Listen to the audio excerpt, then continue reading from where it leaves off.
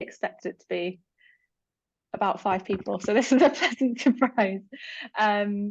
So yeah, this talk is based on my doctoral research. I'm only in my second year, part-time, so I'm still a baby researcher, if you like. And I've decided to focus on methodology today for a few reasons. Firstly, because I'm in my second year part-time, so I don't actually have any data yet. But mainly because the method that I've decided to use, which is called institutional ethnography, you can see it there in the subtitle. I think it's really radical and exciting in a lot of ways, and I'm not aware of any work that uses this explicitly in connection with EAP. Although you'll see some of the examples that I've brought along to show you suggest that it could be really useful and has been applied in areas that are kind of close to EAP. So I wanted to share that with you, those reasons why I think it's so radical and exciting and has a lot of potential. And I think the third reason as well is EAP seems to be ready now, I think, as a field to begin to ask some of these difficult and uncomfortable questions about language inequality and race inequality and how that intersects with the work that we do and how we get paid. And I think institutional ethnography could be a really useful way of even framing those questions before we even get to how to answer them. And I've tried to put an example in the title. So one question that institutional ethnography asks is, what is always being done, no matter who is doing it? And I think particularly in the context of pre-sessionals, which you can see again from the subtitle, and if you read the abstract, that's what my doctoral research is focused on. If you've ever worked on a pre-sessional, you'll know it's often associated with quite high staff turnover, short-term temporary contracts. And so even though the people who are teaching the pre-sessional may not be the same from one course to another, from one year to another, even from 1 week to another, I've worked on pre-sessionals where people just haven't turned up at the start of the contract. The work of the pre-sessional stays the same. It continues, and it doesn't just continue in that one university. It's the same arguably across the UK. When we say I'm doing pre-sessional work this summer, we all kind of have an idea of what that means, and we expect it to be largely similar so that we could work at any pre-sessional. So institutional ethnography asks then, what is it that's always being done under this umbrella of pre-sessional, even if the people doing it are changing or they're doing it in different places at different times? Okay, so that's a kind of brief introduction. In terms of the structure, oh, there we go. There are 3 parts. I'm going to start by introducing what institutional ethnography is, and you'll be pleased to see it has an abbreviation, like everything in academia. So if you hear me say IE, that stands for institutional ethnography. I brought 2 examples of how other researchers have used it, 2 very different examples that I hope will illustrate some of what it can do. And then I want to talk a bit about what makes it different from some of the other approaches to research that I've come across, which are also the reasons why I like it. As I said to you earlier, what I think makes it radical and exciting. And then in the second part of the talk, I'm going to summarize very quickly my research, which starts from thinking about EAP speak, if you like, things we say that maybe don't quite make sense. So I'll say more about that later, but that eventually led to my decision to focus on UK pre-sessionals in my doctoral research. So I want to give you an idea of where I am now with that and how I'm using IE to do that. And at the end, hopefully there'll be time for questions. So just a few notes as I'm going through. I can't see you, I can only see my PowerPoint. So if you want to turn your camera off while I'm talking, please feel free to, don't feel like it's rude or anything. I'm also going to ask you kind of questions and ask for responses as I go. So if you have access to the chat and you want to add your responses in the chat, that would be great. And finally, if you, like me, have trouble concentrating during online talks, I've put in the bottom right-hand corner the slide number so you can see now we're on to 16. So you can count down with me. Okay. Right, let's get started then. The first part, so what is institutional ethnography? Okay, it's an approach to research, and as suggested by the name, it focuses on institutions. So it looks within institutions and it asks how the work done in that institution is standardized, meaning how is it that everybody in that institution is doing work in the same way, or maybe even doing exactly the same type of work, even if those people are very different people working in different places at different times? Maybe they know each other, maybe they don't, maybe they're not even aware of each other's presence. So the kinds of questions it asks are, why are these workers doing these things? Who or what directs them to do so? Okay, so I'll give you an example. If you think about your own work, when you got to work this morning, wherever that was, whether that was a physical desk somewhere or your own desk in another place in your house, when you got to work, what was the first thing that you did, the first task that you completed? And how did you know to do that? How did you know that that was part of your job? Why did you prioritize that first over everything else that you have to do today? And how did you know when that task was finished? So all of that is part of your knowledge about your job, your work, what that means. It's highly unlikely you've got somebody standing over you every minute of the day saying, okay, now do this, now do this, now do this. You are making decisions based on your own expertise about your workplace and what the institution kind of how it functions around you. So to give you an example, I opened my laptop this morning, and what I wanted to do was check the references in these slides, because I was worried that I'd done some of them wrong. But what I actually did first was replied to a student's message. He had messaged me on Teams saying that he was trying to request an extension for an assignment, but he couldn't do, he wasn't sure if he'd written to the right person, or he wasn't sure if he'd done it correctly. And I prioritized that because I know that if he was not able to do that correctly, it was going to create a huge amount of paperwork and extra work and time for him, for me, and for a lot of my colleagues. And so even though that wasn't the most pressing thing to do in terms of immediate deadline, for me, I decided to prioritize that because of how I knew that that type of work would take priority eventually over the type of work that gives me time to talk about my research, for example, to other people online. So maybe you can think of an example as well of how it is that you know what your job consists of, even if you don't have somebody telling you all the time exactly what you should be doing.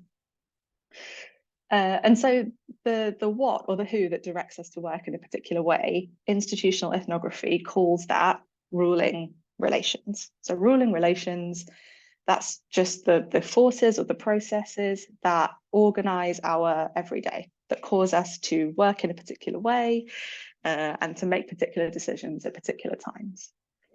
So the ruling relations might not be there with us. Again, like I said, might not be a person standing next to you. It might not be an immediate task list that you've been given.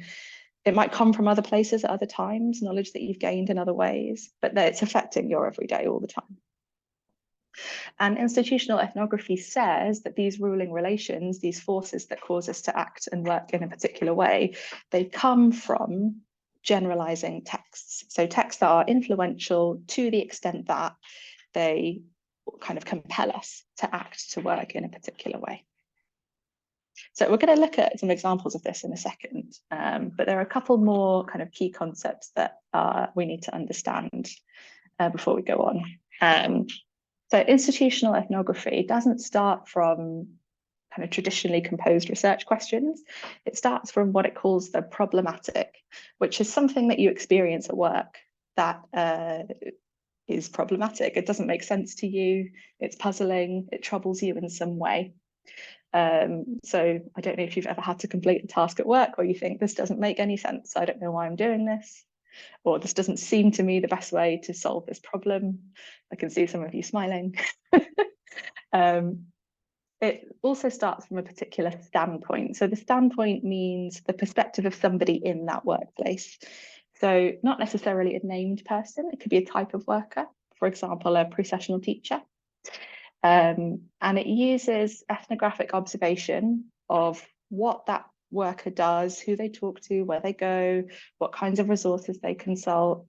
It also uses interviews. So they could be formal, sit-down, scheduled interviews with those workers. It could be more informal. So maybe after a pre-sessional staff meeting, grab someone, you say, hey, when you asked that question about XYZ, what was it that you were getting at there? So the whole kind of spectrum of what an interview could be. And also a technique called mapping, but I'll get into that later.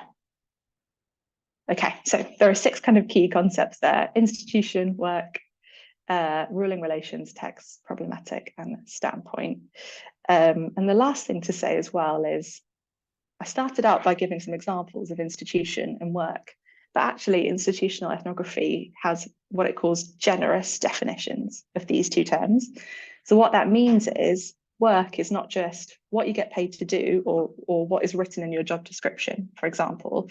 It's anything that takes time and effort and that you do intentionally, even if you don't do it voluntarily or happily, anything that falls under that umbrella of things that you have to do. And the same with institution. So an institution, I mean, it could be the university that you're sitting at now, if you're sitting at a university, but it could be maybe not even a physical place or a named entity. It could be, for example, pre-sessionals. So not found in any one specific building or place, but the collection of work processes that are standardized to create this institution. Okay, so I hope that gives you some idea of some of the things I'm going to talk about, but let's look at an example, which will maybe help to make this a bit more concrete. Okay, so the first example that I've brought you is from the work of Maria Sina, and she starts from problematic, so something that puzzled her. And this was the phrase internationalization and its kind of increasing use at her workplace, which is the University of Copenhagen in Denmark. And she heard this word used again and again, often to justify big changes that were taking place at the university. She often heard it said without definition or without explanation. And she often heard it used in a way that suggested it was kind of an unquestionably good thing, wholly positive, something we should all be aiming towards. And so for her, the problematic was, okay, but what do we actually mean by internationalization? And what is this word doing? Now that it's in the discourse, what is it enabling us to do or stopping us from doing? And she started from her own standpoint. She was a member of overseas staff, so she's not Danish. She had gone to the University of Copenhagen to work as a researcher and teacher, and that was the standpoint that she took up. So her standpoint is not her Maria, her standpoint is her position in the institution, if you like. And because her standpoint is not just her, it means that, of course, in her data collection, she talks to other people from that same standpoint. So she did interviews with other overseas staff, but she also did interviews with Danish staff to get that kind of comparative perspective so she could see the differences between their two standpoints. And those interviews were based on internal communications that she had collected where this word internationalization kept coming up. So some of those things were emails that were sent around. Some of them were departmental or university level newsletters that she had printed out. Some of them were notes from departmental meetings that she'd attended, and she'd written down kind of observational notes from that. And she started to ask her participants, or informants, as they're often called in IE, what was going on? What is it that internationalization means? And the findings are really interesting. It's quite a complex paper, but I've tried to kind of bring what I think is the most interesting for me. So when she spoke to overseas staff, she found that there was this huge emphasis on publishing. They were under enormous pressure to publish continually. They were under pressure to publish in very high-ranking journals, and that meant that they were under pressure to publish in English. And because they were under pressure to publish in English, they were also expected to teach those publications and work that they were doing in English. And even though in their interviews that they had had when they were recruited to the university, they had talked about the expectation to eventually be able to teach in Danish, these overseas staff found that there was actually no time or incentive at all to learn Danish. In fact, the incentive was overwhelmingly to work and operate in English. But that had a real knock-on effect because then those staff were less able to engage with a lot of the documents at the university, which were all in Danish. So, for example, the curriculum that they had to write their syllabi according to was in Danish. The marking criteria for assignments that they set was in Danish, and they weren't able to engage with those documents in any meaningful way, even though they were open to the idea of it, just because the way that their work process was dictated didn't give them any room to do that. And the eventual outcome of that, what she noticed was that the burden of that translation work fell on the administrative staff. So when overseas staff weren't able to engage with the marking criteria or the curriculum, they were relying on university administrators and or local Danish staff who could spare the time or did spare the time to sit and translate these very long, lengthy technical documents and explain what it was that the staff needed to do. So if you think about what I said earlier about that generous definition of work, anything that takes time and effort, even if it's not part of your job description and you don't do it necessarily willingly or voluntarily, and this is a great example of kind of hidden work. The only way that this process of internationalization was able to function was because of this hidden translation work that admin staff were doing in their own time, not recognized. You know, they didn't necessarily have any kind of qualifications or experience in translation. They were just doing it because otherwise it didn't work. There would be no way that people would be able to do their jobs around them. And so what is it that institutional ethnography does? Remember, we're taking a step back and we're looking for those ruling relations. So what is it, or who is it that directs us to act in this way, this kind of nonsensical way?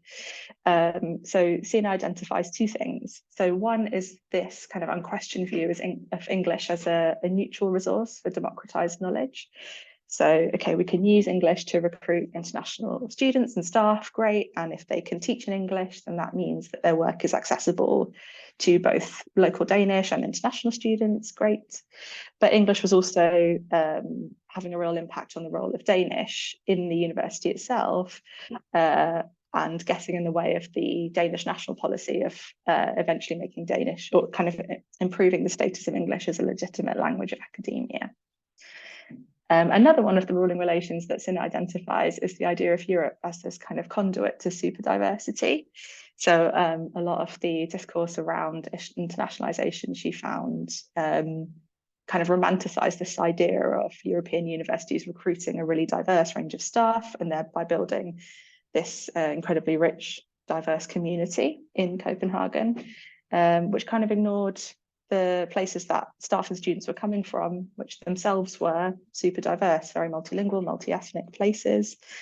And the way that they were diverse became kind of the logic by which they became labelled diverse is something she discusses as well, which is also really interesting. If you're kind of familiar with Blommart's work on super diversity, I think you'll find that quite interesting. But yeah, let me not get too bogged down in the details. I hope that you can see from here this concept of starting from a problematic, something that doesn't quite make sense, taking the standpoint of an actual worker in the university, investigating what's happening, looking for those ruling relations. What is it that's forcing us to act in this way? And the last step is to trace it back to those influential texts that kind of engender these ruling relations. So again, Sinner identifies a range. Some of them are the curriculum and the marking criteria. So staff were required to teach and assess in a particular way. But taking a step back, there was also the language policy of the university and of the country. And even things like the Times Higher Education Supplement, the research and teaching scores that the university was getting had a huge impact in terms of how many students then applied to that university, which has a huge impact on funding, which had a huge impact on the recruitment of staff, and so on and so forth. Okay, so I hope that that gives you kind of an idea of how IE works and how some of these concepts might be interpreted in practice.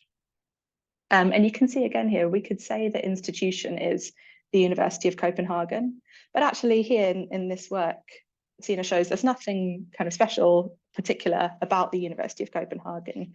Really, the institution here is kind of the internationalized university in Denmark, maybe even in Europe, you might say, because I can see a lot of parallels here between the UK context, for example. Okay, so that's example one. Example two is a little bit different. It's from the work of Jean-Louis Deveau in Canada. And his problematic, so he doesn't work at a university, he's an office worker. His problematic was in his office, his company installed a state-of-the-art HVAC system. HVAC is heating, ventilation, and air conditioning.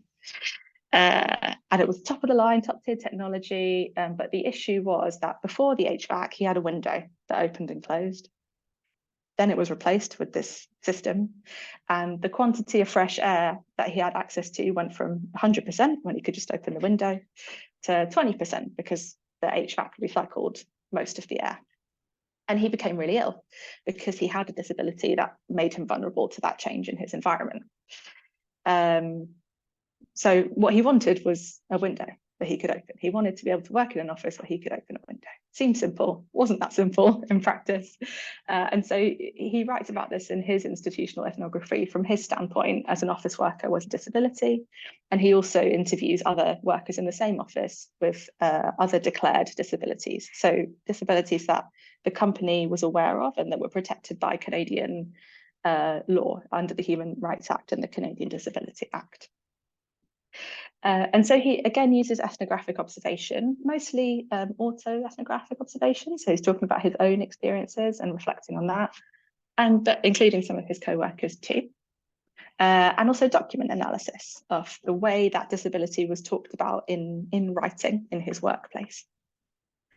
And his findings are, he was eventually made to work from home. He knocked on a lot of doors of managers. He sent a lot of emails. He asked several times for any office space with a window, but he was eventually sent home, and he had to kind of negotiate. He talks about negotiating with his son for a space to work from home because there's not enough space in the house for them both to have that work from home area.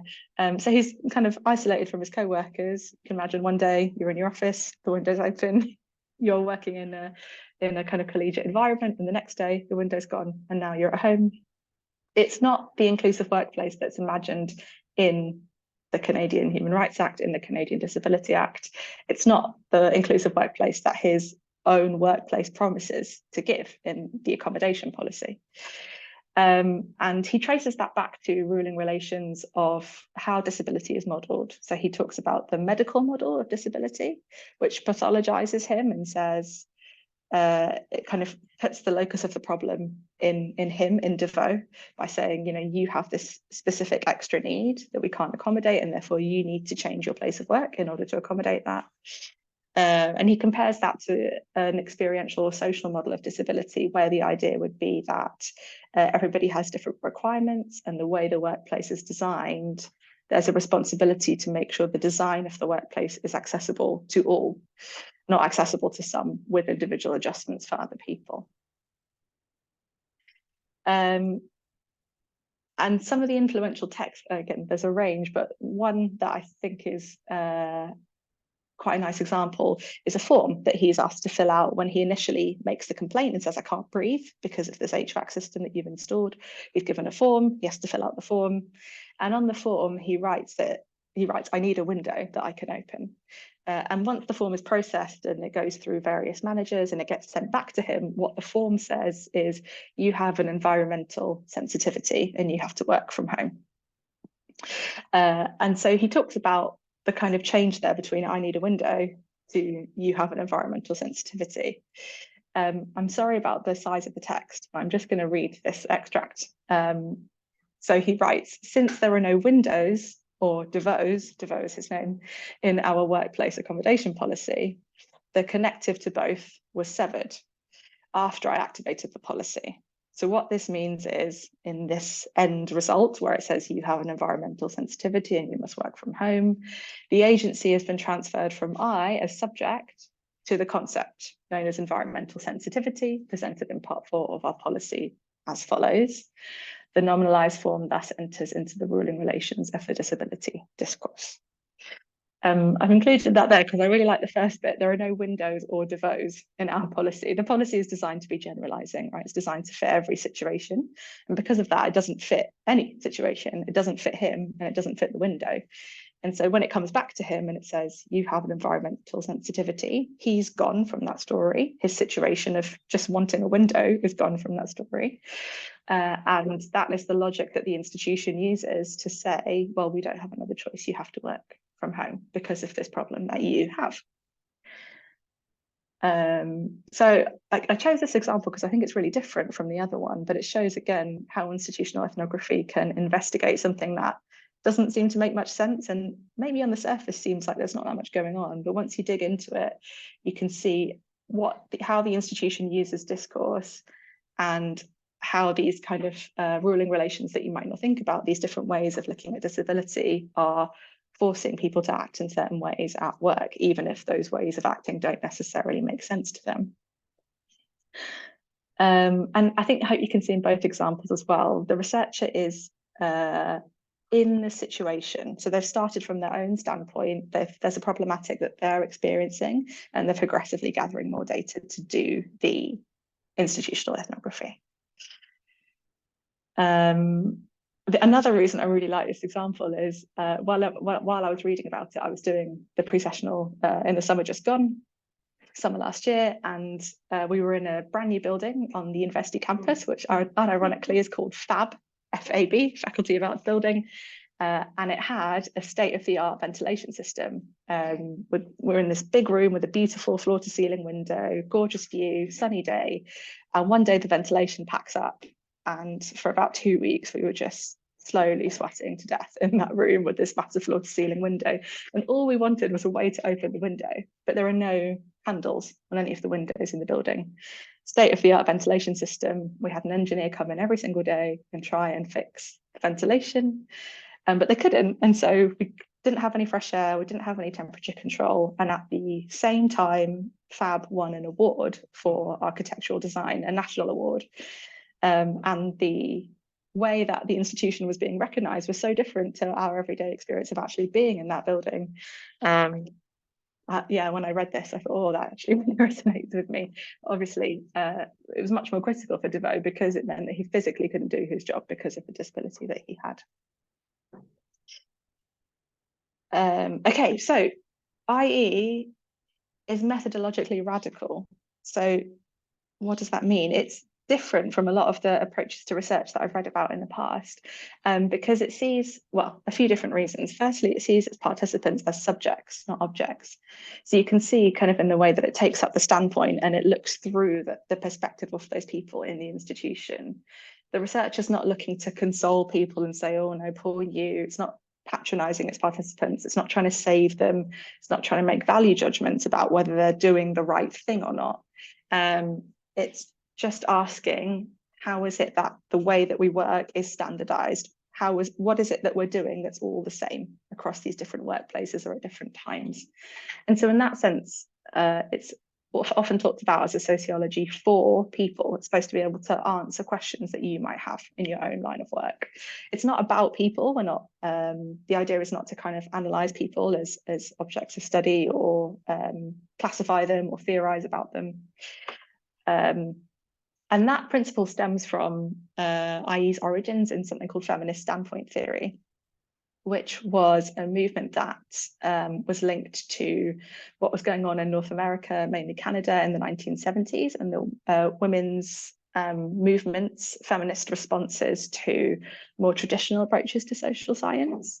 So at the time, the originators of IE, people like Dorothy Smith, felt very strongly that the sociology or the types of academic theory that they were teaching didn't make any space for women, didn't make any space for people who didn't fit the demographic mold of academic researchers at the time, who were generally white middle-class men in heteronormative relationships. And so they were writing about social science and sociology from that one standpoint as if it were universal, but it wasn't. And so what feminist standpoint theory was trying to do was to say, but what about the standpoints of these other people who are not recognized in these theories? What about the standpoints of other workers who maybe aren't recognized? What about the standpoints of people who are doing work that isn't even seen as work?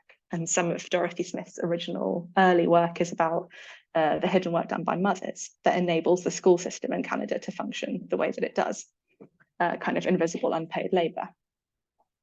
And so, yeah, so that's the kind of feminist origins of institutional ethnography. And for the same reason, it prioritizes what is often called the everyday, what is literally happening in front of you, what is going on, over academic theorizing. So it doesn't come in with any kind of interpretation beyond what it is that informants are giving you. So that's why it starts with the problematic. The problematic is something that is observed in the line of work. it's not a literature-led research question that comes from theory. It has to come from the material goings on in the workplace. And there's no additional theory imposed after the fact to kind of reformulate or analyze the findings. The idea is that the participants are the experts. So the research is not a kind of superior knower who can make better sense of everyday goings on. All it is that the researcher is doing is collecting all of the data from different people and putting them together on the basis that one worker can't see everything that's going on in the institution, but the researcher can speak to multiple people and put that map of the institution together. And so that brings me on to the third point, which is IE sees the institution as a whole. It sees what it does as a composite. It doesn't point to one person and say, you're terrible at your job, or you're making really bad decisions about your work, or you're being difficult. It's not about singling out individuals for actions in isolation. It's saying, why is it that we're compelled to act or behave this way in our workplace together? Why is it that we have to do this in order for the institution to work in this way?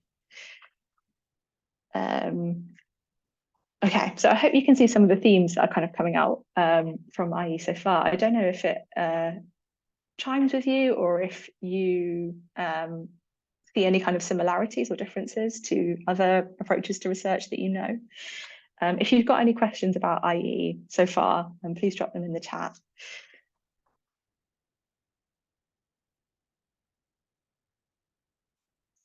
And if not, I will go on to the second part.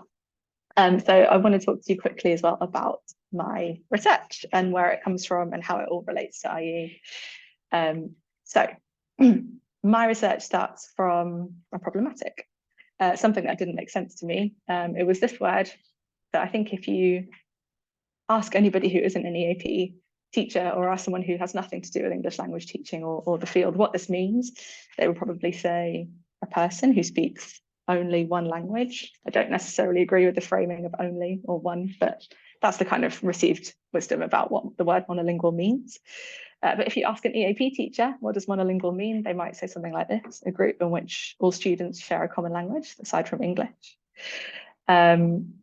So I was taught the second definition when I started my CELTA. I remember the first week of the course, they spent a lot of time explaining how to handle monolingual groups. It became really clear to me that monolingual groups were not something desirable, a problem to be handled. It became really clear to me that I was expected to maintain this kind of artificial English-only environment in the classroom. And to me, this was just a word that didn't really make sense. Okay, obviously they're not monolingual because they can speak English and at least one other language which they share, and possibly more, but fine, it doesn't seem harmless.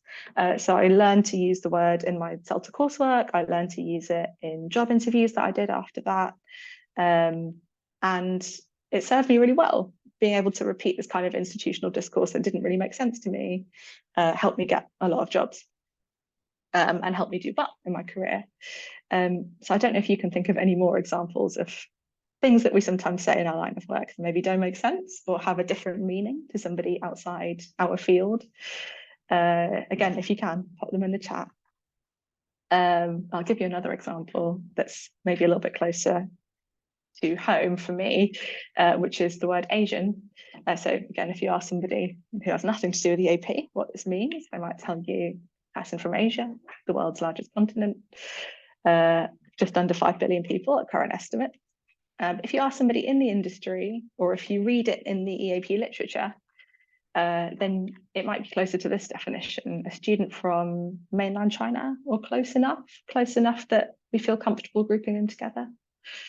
And I see this pop up all the time in my career. A few years ago, I had to interview teachers for pre-sessional roles, and there was a worrying number of teachers in the interview who told me that they thought Asian students couldn't think critically. And it was a really nice moment for me to be on the other side of that interview and be able to say, well, I'm Asian, so tell me what you mean by that. Which is not a position I often find myself in, or I get to question assumptions like this, but it's something I think that I've noticed throughout my career. I remember my first pre-sessional that I ever worked on. one of the more experienced teachers stood up and tried to offer us all advice on what we should do if we found that all of our Asian students looked the same, which I was horrified by at the time. I was so horrified that somebody would say that out loud, but I also didn't say anything. I knew she didn't mean me. I knew she didn't mean my type of Asian. And maybe that was one of the reasons why I felt more comfortable keeping quiet. But I also really needed that job. I needed the money, and I didn't want to rock the boat on my first day as a very new teacher. I thought maybe this is something else that's kind of illogical that I can work around, even if it doesn't totally make sense to me. But I was really naive at the time to think that this was not connected to the setup of UK higher education and the construction of pre-sessionals. And now that I know more about the literature, I see there's a huge amount of literature that connects the teaching of international students to these kind of centralizing assumptions about what students from certain parts of the world can and can't do. The ability of students to think critically, to practice academic integrity, to study independently, and to exhibit a range of other skills. And this is not totally represented by this one use of the word, but it is connected. And the fact that we can use institutional discourse in a way that allows for kind of efficiency of description, but also means that we don't really have to question what it is that we're saying. This is what I'm interested in investigating with institutional ethnography.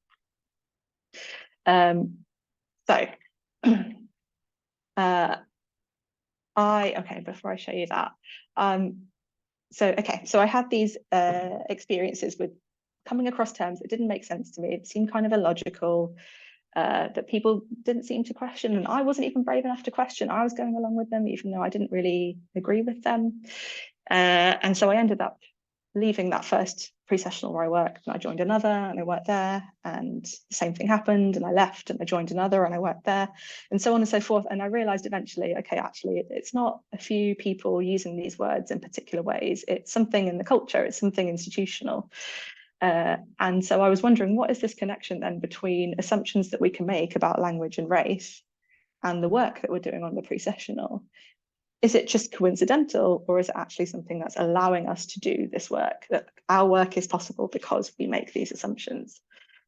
So I'll add here kind of as proof. I went round in circles a lot when I was writing my PhD proposal. I think I wrote like 7 different ideas out. And I came back to this one because it was the thing that I kept coming across time after time in my work that I just couldn't get over, that didn't make sense to me. So this is a discussion on Twitter that I had with somebody who posted, they said, oh, you know, what are some phrases that kind of don't make sense to you in EAP? And you can see in the middle column there, I put the idea of asking students for English names. What does that mean? English, I don't know what that means either. Monolingual groups for students who are actually all multilingual. So you can see that example again, but underneath you can see I've written the ones that infuriate me the most are essentially racist generalizations, usually about China and Chinese students, not disconnected from the 2 examples above. And in the first message as well, you can see I've written, I don't want my colleagues to think I'm picking on anyone personally. I'm not. So the nice thing about institutional ethnography is it doesn't point the finger at any one individual. So the issue here is not that one person is making a racist generalization. That's not the issue. The issue is that something is forcing us all, coordinating us all to use this kind of discourse to act in a particular way. And it's something that is bigger than any one person or any one particular fixed workplace or any one building or any one university. And so institutional ethnography, then it starts from this situation. It starts from real people situations, and the researcher is there as an active participant in the discovery. So in my ethnography, I'm very clear about how it starts from my complicity, watching myself say nothing in those situations, watching myself pick up and use that discourse, and saying, well, what is it that's compelling me to do this? Why am I still acting in this way?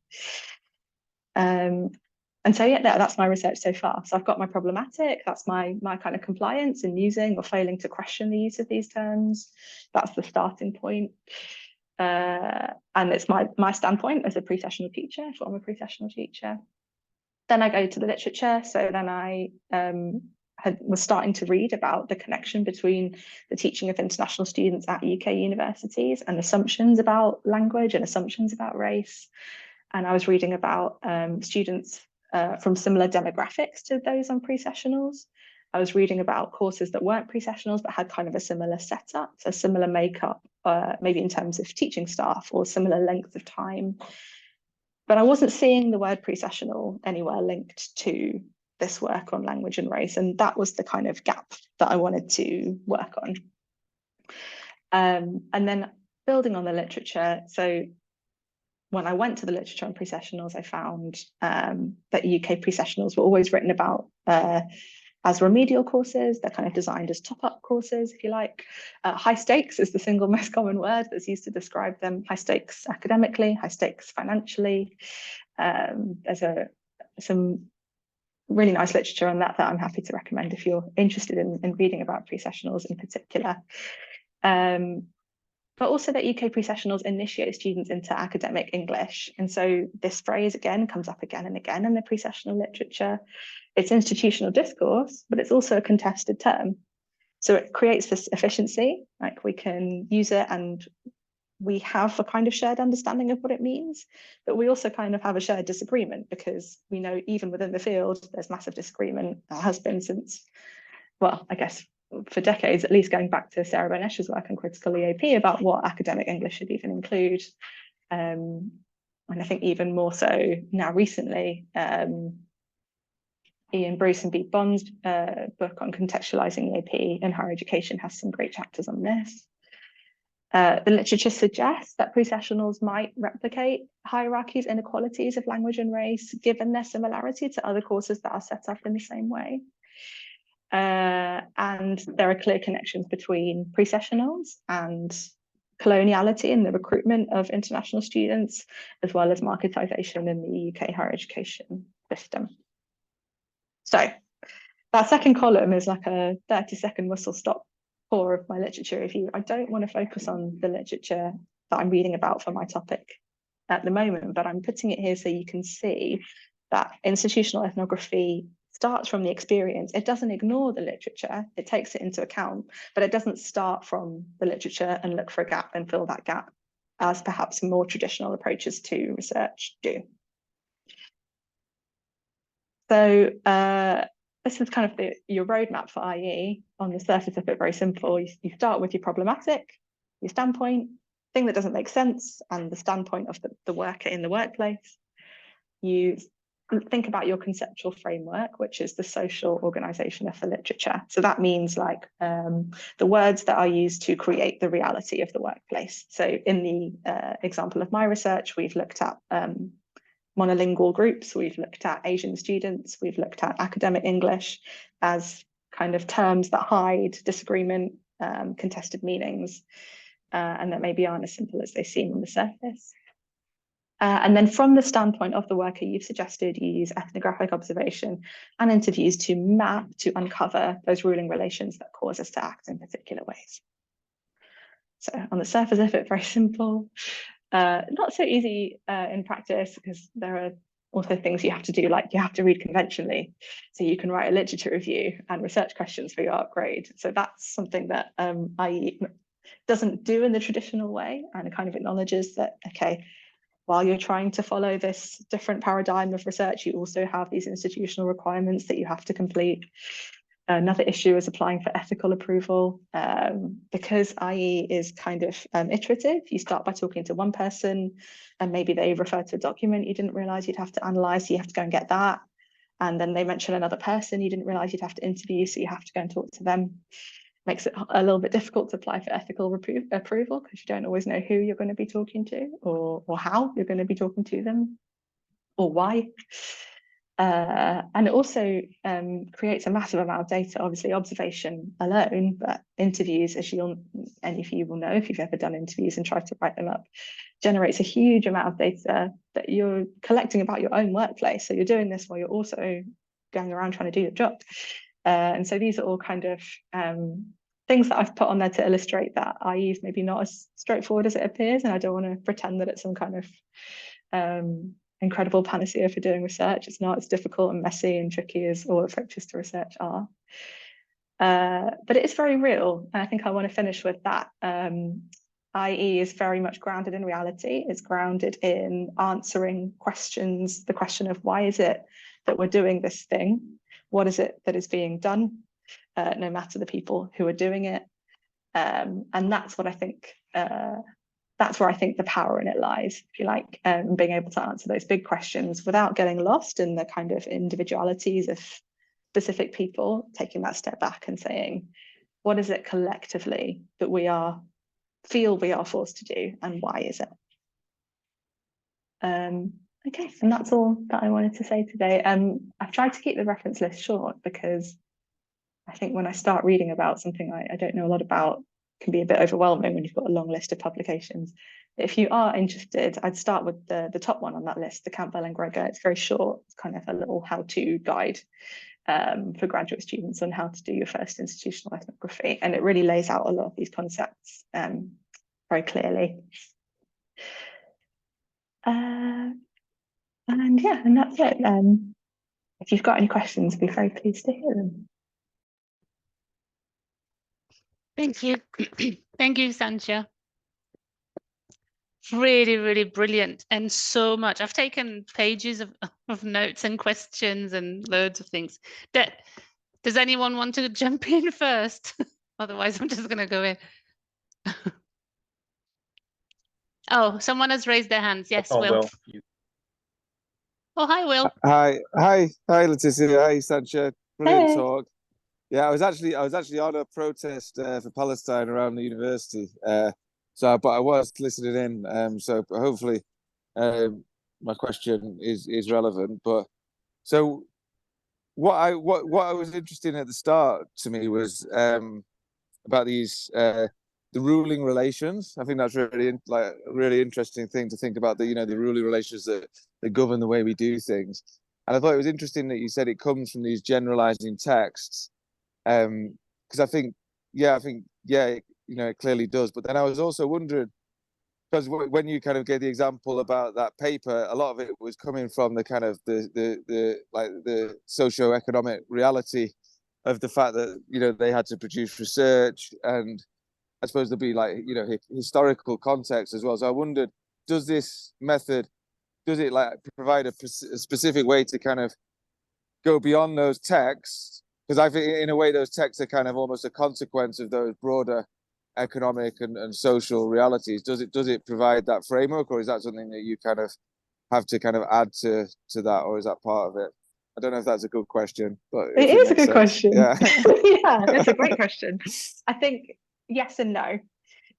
So what IE doesn't do, but I think a lot of other approaches to sociology does, there's no kind of individual agency, bigger structure binary. I think you often find that in a lot of kinds of sociology where, okay, it's like, what is the individual doing and how are they limited by the overall structure? IE doesn't do that. It says, how is it that our actions in coordination create the institution? And so instead of kind of moving that power back a level almost, it's not saying, what other socioeconomic kind of factors in the background. It's saying, how are we creating this socioeconomic reality in acting in this way? So how is it that kind of continuing to publish in English is part of that what's the word I'm looking for, kind of movement or kind of change in the way that we see language used in academia. So it doesn't see the individual as just a consequence of that broader power. It sees the individual as that change themselves. Does that make sense? I don't know. Yeah, no, I think that does. It's like how the group is kind of perpetuating those things once they're in that institution. Is that kind of that's exactly what it is. And I think I've told you this before, but I've often found myself in meetings about things like decolonizing or social justice, where people say things like, oh, but we can't because of the system. And IE doesn't see the system as separate from the individual. The individual is the system, and it's what is the coordinated action that the individual is taking that enables the system to function in that way. And so in that sense, it doesn't have a separate level of analysis to then talk about that kind of structural level, because it's in the coordination. That's where it sees the structure. But your question is a great question, because that is the primary critique of IE, is that it doesn't really say a lot about how those texts get made. So once, okay, we found the influential text, but where did the text come from? Who wrote it? It talks about why that text has power, because how we activate that text in our work, that's where the power comes from. But I totally agree with you that it doesn't really provide any framework about kind of the origins of those texts and what else might be in those the kind of situation in which that text was produced, if you like. And so in my research, I've combined IE with an element of critical discourse studies, because I think it kind of adds that layer. But yeah, let's definitely talk about this afterwards. Like, it's a great question. Hours. That's a great answer. Thank you. That's a brilliant answer. Thank you for that. I had a very similar question to Will. And so listening to what you've just been saying, Sancha, it seems that then, in a way, the focus is not on power relation. It's more on explaining how we are, to a degree, complicit with whatever. So once we've understood how we are complicit, and we kind of know we have to have a job, we also interact with people who are our colleagues. They're not just positions, right, in the field. So when we interact with people, we actually can hurt them. So we can't be as critical as we would if it was only an individual position in a field. But so once we kind of understand in the way that we kind of play along, what's the next step if there is no kind of looking at the structure and how those, if we take a text, how those are what Bourdieu would call that structure, but somebody is writing that text, and we are agreeing to fill in that text. So yeah, it's that last part of what you said. It's when we agree to fill in that or activate the text. So IE doesn't see the power as concentrated in the text. The power is in how the text creates those ruling relations that force us to act in a particular way. And because it doesn't come in with, I tried to kind of say at the beginning, the idea is not to point at a situation and say, oh, look at these poor workers acting in these uneducated ways, and they're so unaware of all of the horrible things they're doing. And it's not about that at all. It's just about mapping what is going on so that you can see how the work that you do fits into that broader picture. And so I guess if I can speak from my perspective, I know why I say and do certain things in the classroom, but I'm not always aware of how that maps to what every other teacher is doing, and what maybe the managers of that course are doing, and what maybe is being said in meetings about that course that I'm not at, and about maybe how that course is then reported on in university reports that get sent to somebody who has a much more important job than I do, on how that's talked about in policy. So IE is just building that picture. It doesn't set out with that kind of critical impetus to find something wrong and change it. It just creates that picture that you probably don't have as one person in an institution who can only see from your own individual standpoint. And then obviously on that basis, once you have that picture, that can be a really interesting impetus for change, once you have that information to say, hey, look, this is something that we're all doing, and what is a way to change it. It could be, for example, by going back to that influential text and deconstructing it, or refusing to activate it in some way, or changing the way that you activate it, or questioning how you do it. And also equally, I mean, in the second example with Devoe and his HVAC system in his office, there was very little that he could do apart from change jobs. It was so far removed from his own power. But by building that example, and by interviewing other colleagues of his who also had disability, and by putting that all together, his invisible unpaid labour that he had to do just to get these accommodations for his own job, he took that to his managers and said, look, you say that you're applying the Disability Rights Act, but here's what's actually happening. Take a look at it. I don't know if he's got a window now, but I know that that's something that he writes about, because he has he wanted to understand kind of what was going wrong, or how it could be that the Act was so clear about what the situation should be and his reality was so different. Yeah. Does that sort of answer your question? Yeah, I no, don't know. absolutely. And I think it is really, really important to dissociate the in a way, not to be looking for someone to take the blame for something, and to kind of seeing how everyone takes part in. But I just don't know how far that can go until eventually someone has to be said, you are making things this way. And I don't, well, anyway, I'll let somebody else. But yeah, it's brilliant and it's fascinating. Oh, I was just going to ask as well, you're talking about the institution. Are you going to talk about things like associations like BALIP, for example? That is another type of institution that does reinforce quite a lot of stuff through its schemes and TEEP and BAS and etc. Are you just looking at?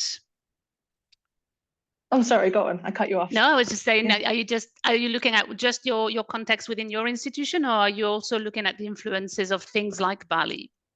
So I'm taking institution in the generous definition. So I'm not looking at University of blank, for example. I'm looking at UK pre-sessionals as the institution. So if you can imagine, in summer, if you said to somebody, go drop in on the pre-sessional, at least for hours, it would never find us because we don't have an office. It doesn't say pre-sessional anywhere. We don't have T-shirts that say pre-sessional team, but we're together, and the people that do that work, we recognise each other, and we know that the collection of work that we do is the institution. So in that sense, I'm looking at pre-sessionals as an institution. So I'm not planning to look at Bali as an institution in my work, just because I don't think there's the scope to be able to do it all, but I think someone probably should. So if anybody's interested in this idea of institutional ethnography and has an interesting standpoint, I guess, from the perspective of, maybe inside Bali as a member, I think that would be another really cool idea. Yeah, for sure. Thank you so much.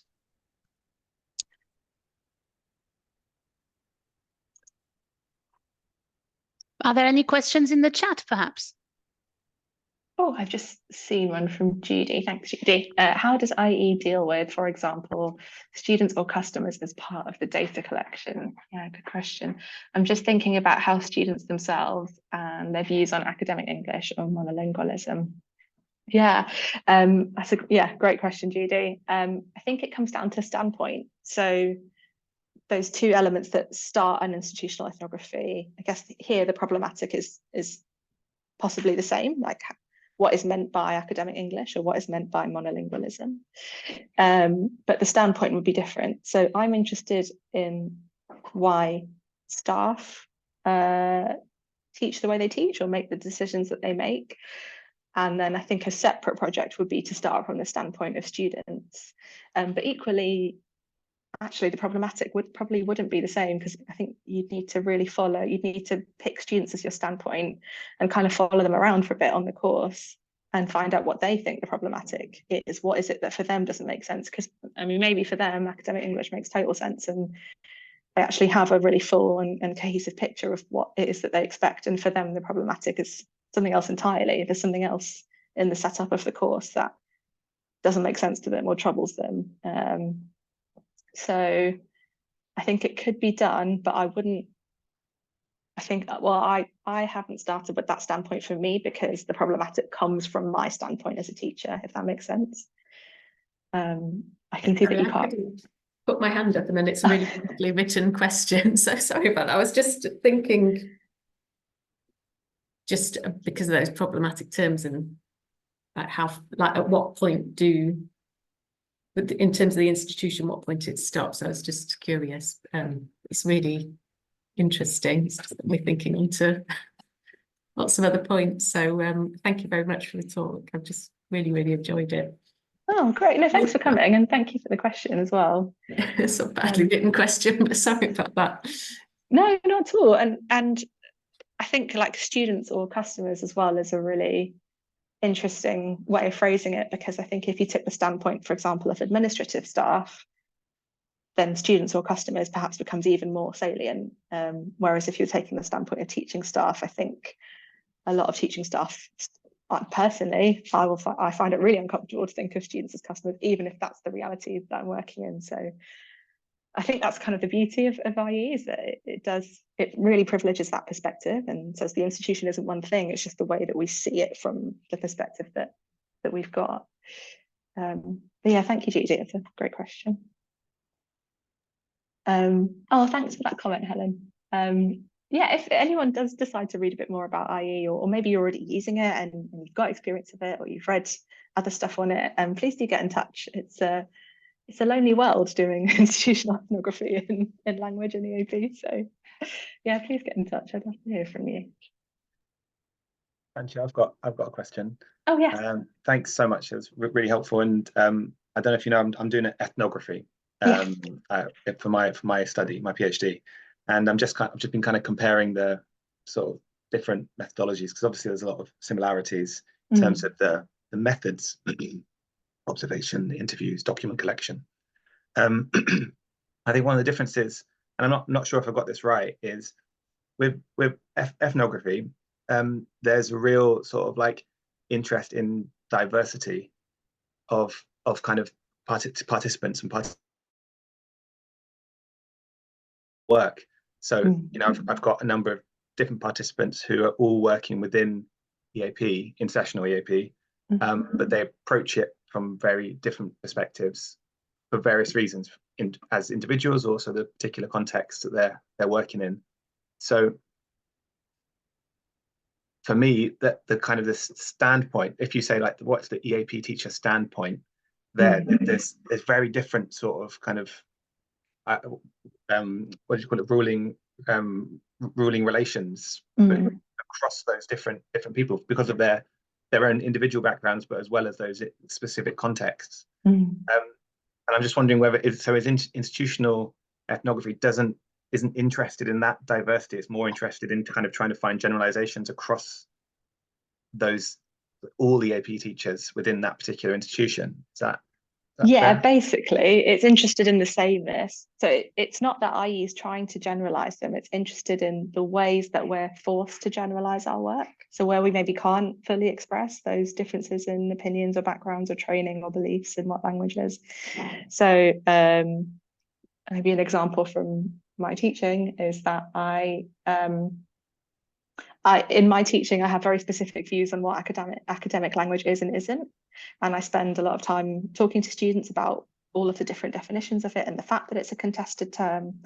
But I still have to spend some time teaching my students to be able to recognise what is considered a formal academic register, and to be able to write in that way, because they have an assessment where they're graded by somebody else applying a set of marking criteria. And if they don't perform in that particular way, they'll lose marks. And in that sense, the ruling relation is not the marking criteria itself, but it's that idea of assessment as the final say of progression, and progression is the reason for existence, that my course exists, if that makes sense. While I might have very different personal opinions on what language is, what English is, what EAP should be, in the end, part at least of my work is generalized in that way because of something that is not in my immediate vicinity, the kind of emphasis on assessment and progression, and the way that UK higher education is set up, and the existence of EAP as a top-up or an entry, something that permits entry, is kind of controlling that, if you like. Does that make sense? So it's kind of like so the definition of the problematic then defines how you look at the participants. So if you say, right, okay, assessment, for example, as a kind of gatekeeping function of EAP, that's then you use that as a kind of lens to look at, right, how does that impact? I guess I'm just a bit confused about the ordering of things as well. You know, like, because often, like with ethnography, like theory, like comes from the data kind of later on in the process, and it's kind of maybe my question is like, how do you get to those ruling relations? How do you decide what is and what isn't a ruling relation? Where does that come from? You know? Yeah, great question.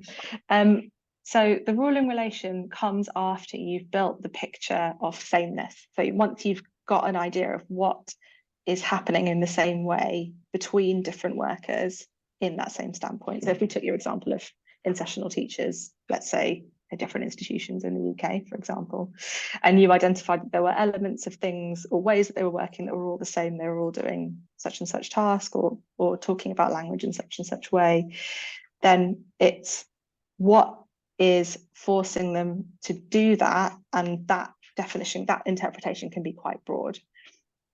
But the ruling relation eventually gets traced back to a text. So I think it's that relationship that is what ethnography is most interested in. It's what the eventual text is that you can trace it back to, the kind of hard line beyond which we feel like we can't change anything, and how that's activated, that's the ruling relation.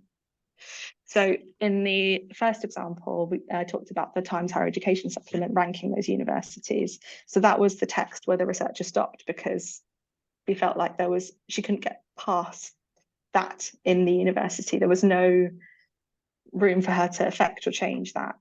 But the impact of it in terms of the way that it prioritized a certain school that would report on how good of a researcher a certain staff member was, or how good a certain department was at teaching, or how high profile that university would be in comparison to the other hundreds of universities on the list. The effects of that would be ruling relations. So that's the kind of blobby ambiguous bit, if you like. But IE is mainly interested in going back to those texts. The text, yeah. Okay, that's really helpful. Thanks. That's nice of you to say. I'm not sure if it is, but that's a great question. It's a feature of ethnography that it's just not in the sort of ethnography literature that I've looked at. It's really interesting seeing this kind of, yeah. It is a bit out there. I think that's what I like about it. But out there by design. So yeah, I'm getting my head around some of the concepts as well. It's all well and good when you're reading about it in theory, and so different when you're trying to apply it to your own workplace. I have a question. Put myself on mute. Yeah, I don't know if people will be able to hear you. Sorry, Susie's with me in the office and we're trying to find a way if she can ask the question so that you can all hear it. Go on. I don't think you mentioned this, but how did you come across it? How did I come across institutional ethnography? Oh yeah, great question. I did not. I was going round and round in circles for ages thinking about what method I wanted to use. So before I had the words problematic and standpoint, I was asking these questions about why we're saying monolingual and why we're saying Asian and why we're saying academic English and what does it all mean. And my supervisor, Bryony Tupas, who's an excellent researcher and who I respect very much, said, have you heard about this thing called institutional ethnography? You keep talking about pre-sessionals. I have no idea what they are, but you keep using this word and it seems to mean something to you. And you keep talking about all of the other institutional discourse. So I was kind of aware in my head that some of the words didn't make sense, but I was also repeating words like pre-sessional without explaining what they meant to somebody outside the industry. And so I think he thought that the way I was talking about the situation and the kind of tenets of IE matched up quite nicely. Originally, I was just going to use critical discourse analysis, but it never really fitted with the kind of, it didn't have that grounding in reality that I wanted and that the project had. And I felt really dishonest when I wrote my first version of my proposal, because I had to write it as, here's what the literature says, and here's the gap, and here's what I think, here's the questions I want to ask, and here's the method. And that's not where it had come from at all. It had just come from, for God's sake, I can't go another year talking about this and not questioning it. And I feel like other people also are getting to the point where they feel like they can't go another year without questioning it. Or, I think it's at least the publications that I'm seeing in EAP recently. When I wrote my proposal, I didn't think that half the books that have been published in the last 2 years would have gone as far as they have done to connect things like capitalism and neoliberalism and UKHE and the existence of pre-sessionals and optional pre-sessionals and fee structures and university rankings and things like that. So I've forgotten the question. Oh yeah, that's my was he just aware of it? Has he used it or was he just aware of it? He he hasn't used it himself. He was aware of it, but that, I guess, is an interesting. Institutional ethnography is quite a small and fervent group of practitioners. It started off from feminist standpoint theory in Canada, and there's a really strong research group in Canada. I believe also in the Nordic countries, there's a Nordic Association for IE, but it is quite difficult to, it's not like CDA, where there's, you know, a huge number of researchers out there doing it, and there's all these different schools. IE is still quite small, it's still quite concentrated geographically, and it's also very protective. People have very strong opinions on what IE is and isn't, and how it shouldn't be combined with other things. And I think I'm probably going to have to explain myself for combining it with CDS at a conference near you. Or not so good. Yeah, not near me, exactly. Yeah. Thanks, Susie. That's a great question. It's a great question.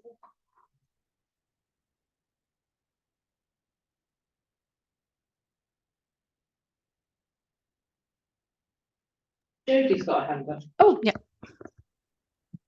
yeah. Hi, Jodie. Sancha. Hey.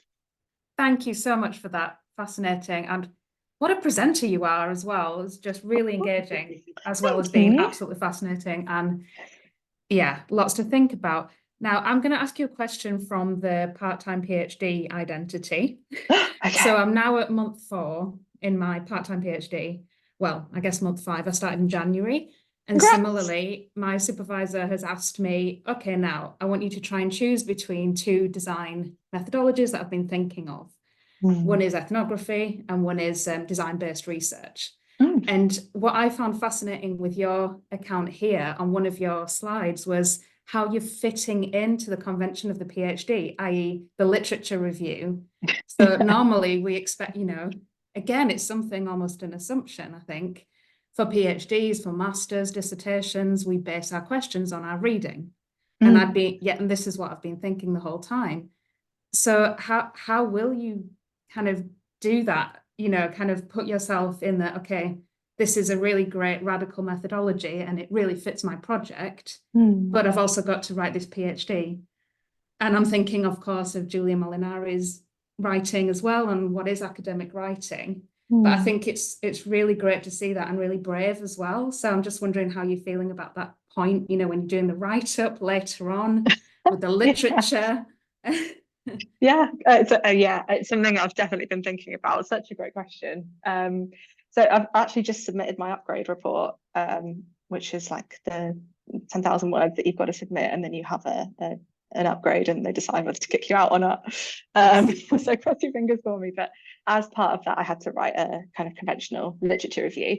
And the nice thing about IE is that it knows it's unconventional, and so that on the references, that very first book explicitly talks about, okay, if you have to submit a conventional literature review, here's how to do it. So write it in this way, be critical of these things. And essentially what it says is, look for the social organization of knowledge, look at the institutional discourse, look at the words that are used for efficiency that are maybe not explained, that are repeated, that are not interrogated. Look at how they come up in different papers. Look at how which standpoints are kind of focused on in the literature. So when I look at the pre-sessional literature, you'll see there are certain standpoints that to me, I feel are really well represented, maybe even overrepresented in some sense. And there are certain standpoints that don't appear, maybe because it's really difficult to talk about them, or because the people who are writing aren't in that standpoint, or the people who are working from that standpoint aren't in a position where they can write and research and publish. And so instead of saying something like there's comparatively little literature in pre-sessionals, which is, you know, maybe a fair claim, don't know, you might say something like you might kind of suggest a reason why. So it might be like, from the standpoint of such and such teacher, actually the emphasis is, there's no emphasis on research. Research might be seen to not be seen as part of your role at all. It might be seen to detract actually from your job. It might be seen as a waste of time. It might be seen as, you know, something that has absolutely no relevance to the reason that you're there in the institution in the first place. So in the literature review, what I've tried to do is just kind of spot all the institutional discourse that I have used, continue to use, and say, this is how other people are talking about it. And again, I'm not the first person by any means to question, for example, what academic English means. But often the literature that does question that and the literature on, let's say, pre-sessionals, they don't often meet. And so it's about kind of making that connection in between, if that makes sense. But the other thing that you said about Julie Molinari and academic writing is what I really like about IE is they're really, the writers are really explicit about writing in plain language. And so you'll see that if you do dip into any of these books, they're written in a very kind of unassuming way. They don't assume any prior knowledge. They're written, not a very formal style. They refer to people by their full names, not by surnames, which is something you don't often see in academic literature. And they're almost written to you. A lot of the work kind of addresses you personally sometimes, and it keeps that relationship, which is what I think institutional ethnography is really focusing on, just who you are and how you relate to other people. Yeah, thank you. That was a great question. I don't know if I've answered it. You have. Thank you, Sancha. Yeah.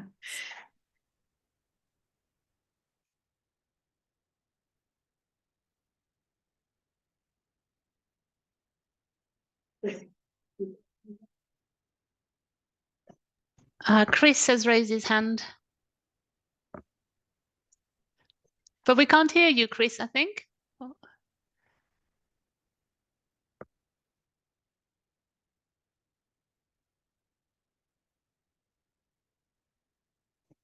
Oh, I don't know if you can write your question in the chat, Chris, if your mic's not working, or...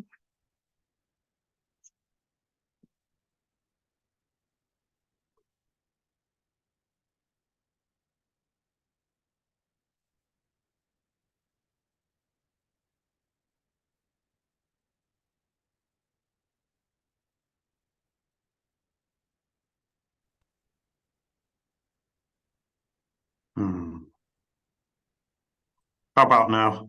Yeah, we can hear you. Okay, so yeah, sorry about that. So I was just going to say, I'm really glad to, really happy to see that somebody's researching pre-sessionals. And you mentioned just a moment ago that maybe there's not enough literature on pre-sessionals, and I don't think there is. And my personal kind of impression is that certainly institutionally, like people often think of pre-sessionals as just a kind of like necessary thing to get students through, like processed on scale, collect the money. There's the danger that people just consider things on spreadsheets rather than the discourse. And I think that there's the possibility that in EAP we're slightly complicit in that by when it comes to like having people doing presentations or academic research, kind of ignoring pre-sessionals and considering them like peripheral and choosing a different area to focus their research on. But I mean, I actually think, because I manage the pre-sessional here in Edinburgh, that pre-sessional is not on the periphery of EAP at all. It's actually, because it's where most of the money in EAP comes from. It's the centre, it's the heart of EAP, and there absolutely should be more research done on it. So I'm really happy to see that you're doing that, and I look forward to hearing more of the results. Oh, thank you. It's nice to hear that, such a supportive message. Yeah, I agree in the sense that sometimes I think the way that pre-sessionals get talked about can kind of make people think that they're somehow not real EAP. And I think that's unfair to the people who are doing the work on courses like that. And I think that, I imagine a large proportion of people here spent a lot of time working on pre-sessionals and don't think of that as not to work by any means. But I think, yeah, that's why I feel it's so important to ask questions like this. What is always being done, no matter who is doing it, even if the people doing the work are not seen as representative somehow of the industry, or don't have as prominent positions, or don't benefit from the best contracts, or recognition, or space to speak, or what have you. Yeah, I agree that there are definitely material conditions about pre-sessionals that if they weren't that important, then they wouldn't exist anymore, right? But they exist for a reason, and they persist, and they're probably that element of EAP that is going to keep going, whatever happens to foundation and in-sessional restructures and hub and spoke models and you know, other kinds of changes that we're seeing, at least locally. I don't know about where everybody else is located. So yeah, I'm kind of looking forward to what I'll find as well. And I think, yeah, I think it's tempting, isn't it, to say there's not as much work done on pre-sessionals, but I think there's not enough work done on any area of EAP. I think that's something we can probably all agree on, is that we need to kind of think, I think, be more reflective and be more reflexive about how it is that we are in the positions that we're in and can do the work that we do, and what it means to say that we do or don't have power or agency over our own jobs. So yeah, I hope that I can speak to that in some cohesive way in 3 years' time at Arrestes near you. But I'll just, I was going to say, just on that point about the EAP literature, I think what I found is there's a real lack of observational studies in EAP. There's a lot of relatively, there's not that much EAP research generally, but the stuff that there is with teachers is about kind of interviews, it's kind of self reports, and there's very little stuff of just observing EAP teachers who aren't ourselves. You know, there's also ethnographies and whatnot, but I think talking about how people do things is and observing that is a real sort of niche in EAP at the moment. So that's great. Oh, I hope so, yeah. I mean, and I think also, like, there's so much great work done on the individual perspective. As I'm thinking about all the identity work and, like you say, interview-based work, ethnography work, it focuses on individuals and our individual beliefs and decisions. But I think we're ready, like, for the next step now to put that all together and say, well, what does it say about us as an industry, as a field? So yeah, I hope that will be useful. I'm conscious of the time. I'm going to finish with a little plug, folks. I hope you don't mind. But for those of you who stuck it out until now, if you're interested in feminist research methodology or feminism in general, a colleague of mine, Ivana, and I were running an online event on feminism in EAP. Please join us. It'll be fun. It consists of synchronous and mainly asynchronous activities. It starts on Thursday the 9th, which is a week tomorrow, and runs until Tuesday, and then there's a live symposium on Wednesday, and it's supposed to be accessible, so everything's kind of going to go up on the website day by day, and you can dip in, dip out, read a bit or watch a bit or learn a bit about feminism and what it might have to do with the AP. And yeah, the link to the website is there, so please do sign up and I'll send you all the info. Yeah, hopefully see you there.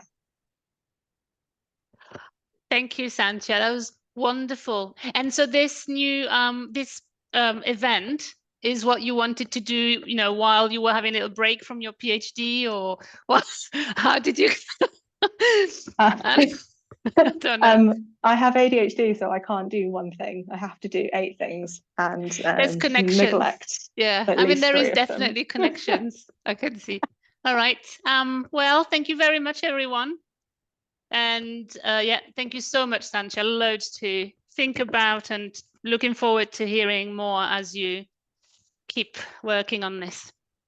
Oh, thank you so much for the opportunity, and thanks everyone for coming and for your great questions. I've really enjoyed this. Thank you, everyone. Bye-bye. Cheers. Bye-bye.